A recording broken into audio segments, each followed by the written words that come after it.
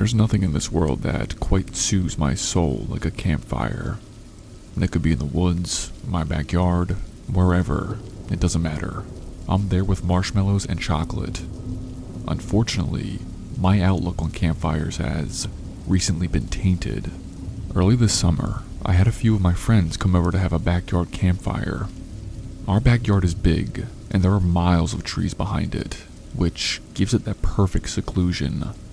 This will sound very cliche, but when we had campfires, we loved to tell horror stories. We would each tell a story, and then vote who had the scariest one. It was a blast. Well, we were in the middle of telling the stories. It was nearly 11 at night, a bit chilly outside, and we all had blankets. My one friend was telling some story about skinwalkers when there was a loud bang from the woods. And I'm talking, this sounded like a straight up gunshot, and it sounded close. We all sat there frozen still by the fire. We listened for any other sounds, and then another loud bang went off. Again, it sounded just like a gun going off. I was telling my friends maybe we should call the police when we saw someone stumbling towards us from the woods. It was a man. He was holding his chest in pain, and I could see blood on his hands. We did not know if we should run, try and help out, or attack him. Our fear was so great that we all just sat there as he entered the clearing by the campfire. I could see that he was in extreme pain. He looked at us all in the eyes and said, "Please, help." And then he collapsed. My one friend couldn't take it, and she just screamed and ran back to my house. We all snapped out of the fright mode that we were in and followed suit, leaving that man behind. My parents were not home, so they could not help me in the situation, but we ended up calling the police instead. About 5 cop cars came out, and they blocked off our entire street. Neighbors were coming outside and trying to see what was going on. To make a long story short, this guy was a 22-year-old kid who was buying drugs in the woods behind us. He apparently bought drugs from a rival gang, and they ended up shooting and killing him. They shot him twice in the lower abdomen and the chest. He died in our backyard. I can still see his eyes pleading with us to help him, and it gives me terrifying nightmares. We all had to fill out statements and paperwork about what we saw. To this day, I'm not sure if they found the shooter. We no longer have campfires in my backyard, as it just feels weird knowing that someone died there. So, this is a bizarre one that I still cannot explain to this day. I live alone out in the woods of Pennsylvania. It's just me and my dog Ripper. I own 10 acres of land near some woods, and it's safe to say that my property is pretty secluded.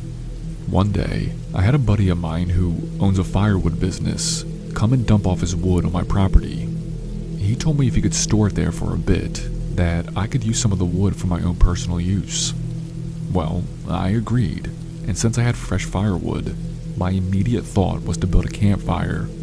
I waited till it was dark outside, and the stars above were shining. I filled up my flask with some whiskey, and brought Ripper outside with me. I filled up my pit with a bunch of my buddy's wood, and lit it up. It was a nice fire, and definitely kept me warm, as it was a bit chilly that night. My dog and I were just sitting by the fire, and relaxing, when Ripper started to growl a bit. It's not uncommon for animals to wander around on my property, so I dismissed his growls. But then the growls started to get louder, and at one point, he started barking his head off. I looked all around the fire pit and the rest of my property and didn't see any kind of animal. I gave him a piece of my beef jerky I was eating, and that held him at bay for a bit. But that's when I heard something. At first I thought it was the wind rustling the leaves in the tree, but as I listened harder, I heard this whispering voice. It sounded like a girl, almost childlike. Then I heard it clear as day. It was my name being whispered. Ripper finished his beef jerky and then started barking madly again. But I noticed he was barking at the fire, as if the flames were a threat to him. I pulled him back by his collar so he wouldn't burn himself. Then I heard that whispering voice again. It said, the fields run red with my blood. With the barking and the creepy voice, I decided to call it a night. I put the fire out and went inside with Ripper. That same night, I couldn't sleep, as I was so confused as to what happened. I went on my phone and started doing research about the previous owners of the property. Here's what I found. In 1884, a single mother and her only child Rebecca lived here. Rebecca had wandered off late at night, and for some reason, started a fire in the backyard. Somehow, she caught fire and was burned to death. She was only 6. Now, I can't prove this whatsoever, but I truly believe the whispering I heard was Rebecca's spirit calling out. I've also heard that dogs have this sixth sense when it comes to otherworldly spirits. I haven't had another campfire yet, but I'm thinking about setting up my camera and seeing if I can catch anything. If I do, I'll be sure to let you know. For the past couple of months, I have been dating my girlfriend, Emma. Things were going great, and I decided to plan a special night for us.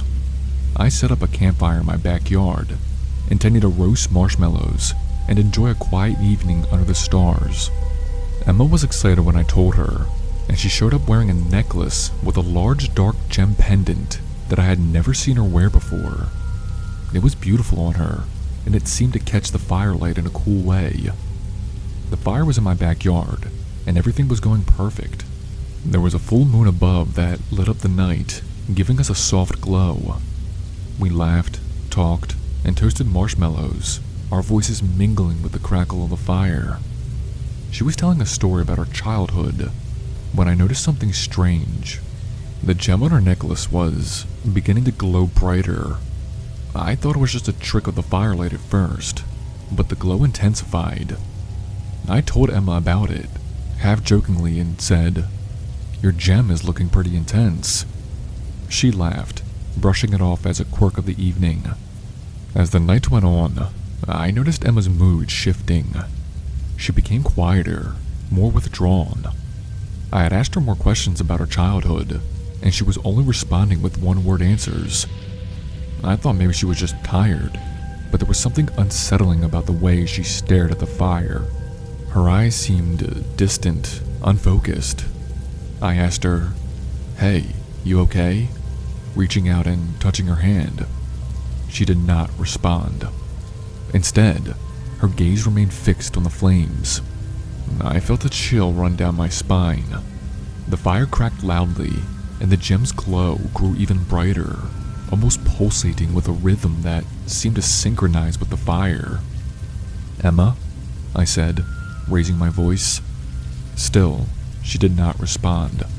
Her body was perfectly still, except for her eyes, which darted around wildly. I began to panic. Suddenly, Emma stood up abruptly. Her movements were jerky and unnatural, almost as if she'd been plunged into an ice bath. She stared at me and said, "I need to go." Her voice was low and trembling. It did not sound like her. There was something off, a hollow echo.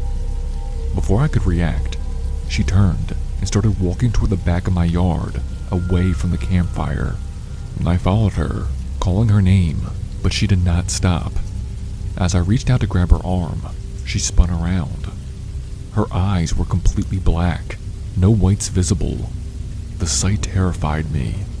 She reached for the gem, which was now burning with a bright, almost blinding light. Her hand trembled, then gripped it tightly. I saw the flicker of relief in her eyes, if they were still hers. The next thing I knew, she began chanting in a language that I could not understand. The air around us grew icy, and I felt a pressure building in my chest. I wanted to run, but I was paralyzed with fear. The fire behind us seemed to flare up, casting long, grotesque shadows across the yard. Then, just as abruptly as it began, it stopped. Emma collapsed to the ground, the gem's light dimming.